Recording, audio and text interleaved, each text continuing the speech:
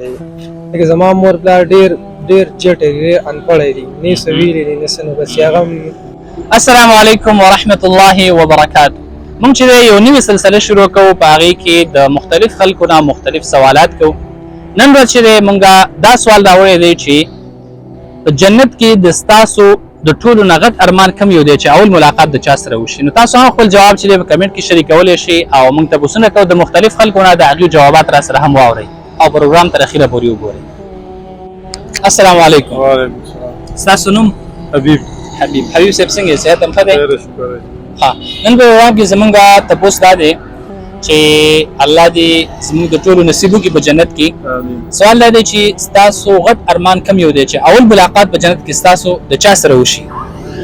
زمونږ په جنت کې ملاقات زمونږ د خپل نبی سره وشي، او بیا حضرت محمد صلی الله علیه و آله وسلم. الله دې د ارمان پوره کړي او یقینا چې غټ ارمان دی او الله سبحانه و تعالی دې ټولو مسلمانانو شرعي ارمانونه پوره کړي. ډېره مننه. بس لومبی خو دې الله پاک مونږ وبخښي ټولو، امین. او سره د ایمان د دې کلمې سره چې لا اله الا الله محمد رسول الله شهادت کلمې دې موږ الله پاک نصیب کړي.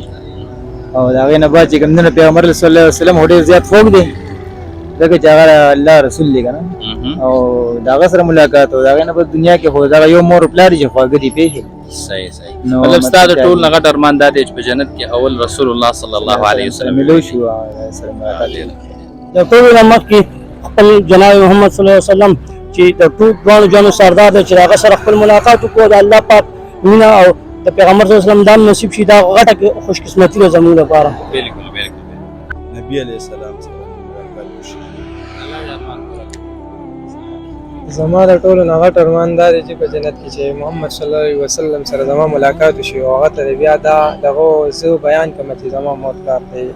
لکه زما مور پلار ډېر چټ دی، انپړی دی، نه څه ویلي دی نه څه، نو بس هغه جنت کې ویني چې په جنت کې ووینم. چې بالکل دا ارمان دی. بس الله دې زموږ ټول ارمانونه دنیاوي ارمانونه به دې سم نه پوره کېږي او نه دغه کېږي. دنیاوي ارماني دنیا ارماني د ارماني د انسان کې بس بس الله دې ټول شریعه ارمانونه او حاجتونه پوره کړي. محمد صلی الله علیه وسلم سره دا ستاسو ارمان دی چې اول تاسو ملاقات د محمد صلی الله علیه وسلم سره وشي.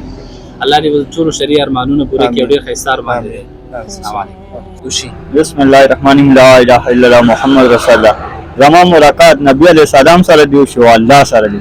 د ټول نه غټ ارمان ستا دا دی چې په جنت کې اول ملاقات ستا د رسول الله صلی الله علیه وسلم سره وشي او بیا چې دی الله سبحانه و تعالی دیدار ستا نصیب شي ان شاء الله. ډېر غټ ارمان دی. الله دې پوره کړي. الله دې پوره کړي. حضور صلی الله علیه وسلم الله پاک د الله پاک دیدار هم نصیب شي او د محمد صلی الله علیه وسلم سره ملاقات وشي. الله دې ستاسو ارمان پوره کړي.